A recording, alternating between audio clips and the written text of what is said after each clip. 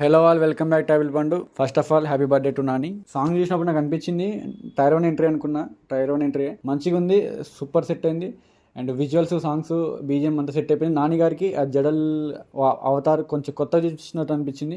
And కానీ నేను కొంచెం లవ్ ఓరియంటెడ్ నాని గారిని మిస్ అవుతున్నా, ఆ రోమ్కామ్ నాని గారిని మిస్ అవుతున్నా. స్టిల్ దసరా, సరిపోయే శనివారం, హిట్ 3 మంచి మంచి వైలెన్స్ అవి ఆయన బాగా సెట్ అయినాయి. ఇది అయితే ఇంకా వేరే లెవెల్ ఉంది.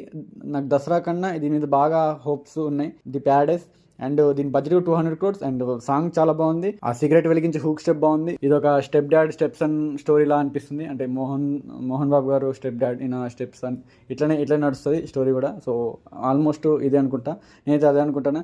అండ్ సాంగ్లో జడలు కానీ, నాన్నగారి లుక్స్ కానీ, షర్ట్లెస్ ఫస్ట్ టైం నాన్నగారిని షర్ట్ లేకుండా చూడడం మంచిగా తీసుకున్నారు. అండ్ సాంగ్స్ అంతా సెట్ అయిపోయింది. కొంచెం దసరా గుర్తొచ్చింది నాకైతే. నెగిటివ్ చెప్పాలంటే ఆ దసరా మూడ్లోని పెట్టారు శ్రీకాంత్ వదిలే గారు.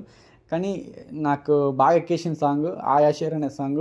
దీని మీద నుంచి చాలా బజ్ ఉంది. డే 1 70-80 crores వచ్చే అంత కెపాసిటీ ఉంది.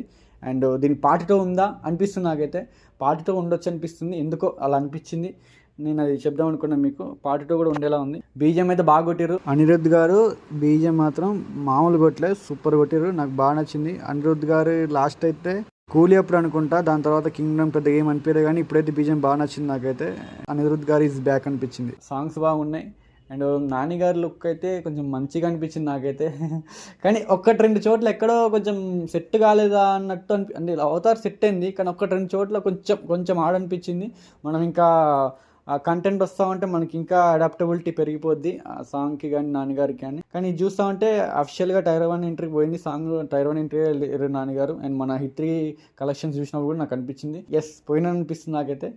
ఈ సాంగ్ మాత్రం ఆయన మొత్తం ఆరాతో నిండిపోయింది సాంగ్ మొత్తం. వేరే లెవెల్ అన్నమాట. నేనైతే ఎక్స్పెక్ట్ చేయలేదు.